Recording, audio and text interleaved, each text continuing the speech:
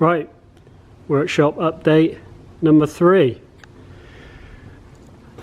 Pretty much there. Well, this front bit is at least. Got a first welding class in here tomorrow, so been flat out trying to get it all done, been painting and cleaning. I got to give a shout out to VTuff.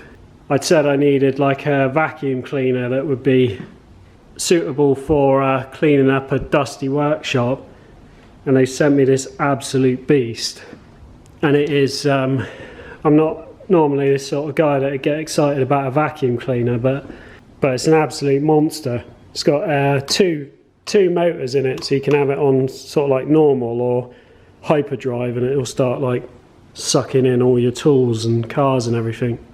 But yeah, it's made cleaning this place up an absolute breeze, and it's got like a sealed bag in it, so any nasty dust is all sealed in the bag inside.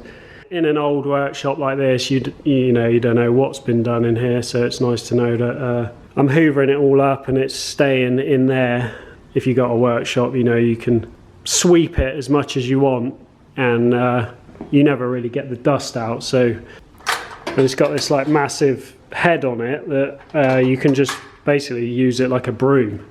They sent me all the extension poles with it, so I've been able to like get up high and hoover all the cobwebs and dirt out from all the corners.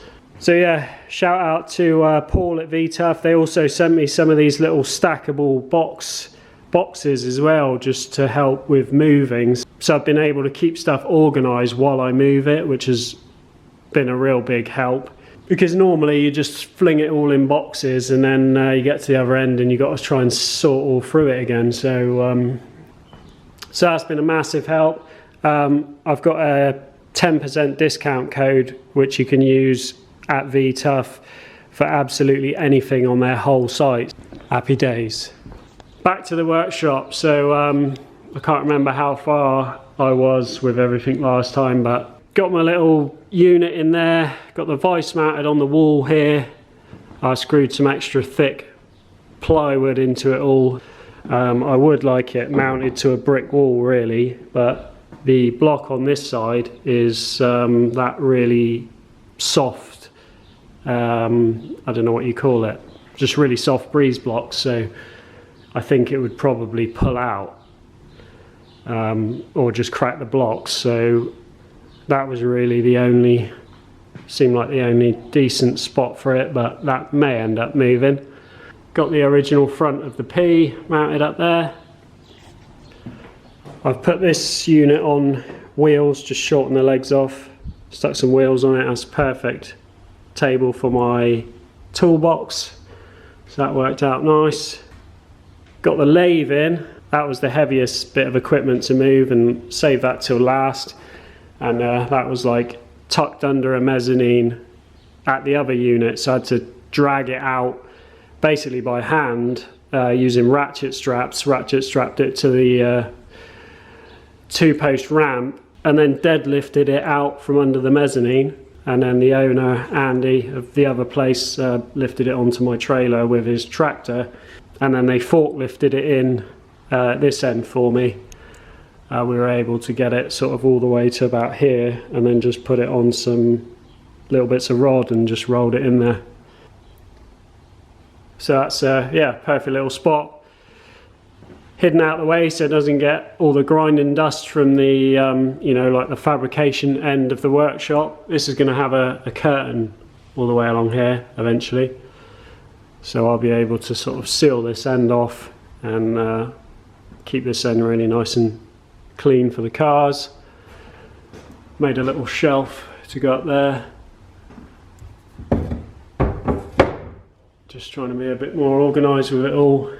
I did have some people asking if I had sold the lathe, and there's your answer. Unfortunately, I did sell my milling machine, and I'm honestly gutted about that now. It's probably the one of the things that I regret selling the most. I don't think I'd ever find another little milling machine like that again, but there we go. Got a proper kettle now. No more gas kettle. The Mini is waiting to go back on the rollers.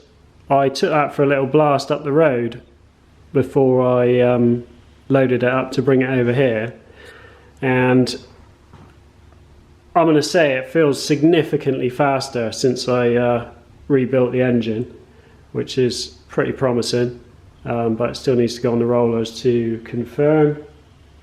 P is going back for another tickle on the rollers as well to try and get rid of that low end bogging. So that's coming up. The engine room is taking shape. I will paint all this eventually. There's all my V-Tough boxes that they all stack together. I'm going to use those for when I do track days, just having everything really organised so that I can just chuck everything in the van and it will all sort of stay in there. So that'll be a little organisational project.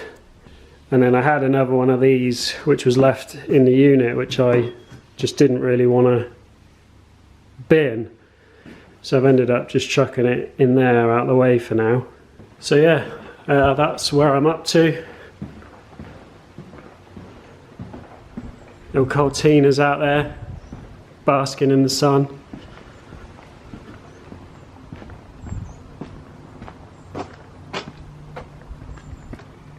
Looking sweet.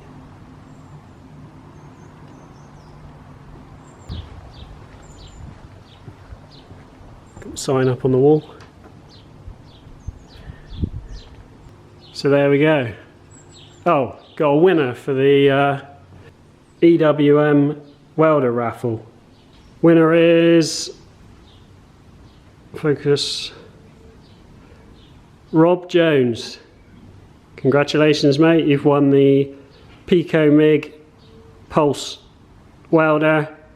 Drop me an email, urchfab@hotmail.com, and I will get that sorted for you. Thanks to everyone that entered that. The next one is going to be for the Mark 1 Cortina out there, and that's going to be a good one. If you're interested in coming to learn to weld here at urchfab, then you can drop me an email, go to urchfab.com, and we are currently taking bookings. June's fully booked now, I think. There's loads of space in July and August, so come on down if you want to learn to weld. That's going to be it for this one. Cheers for watching. See you on the next one.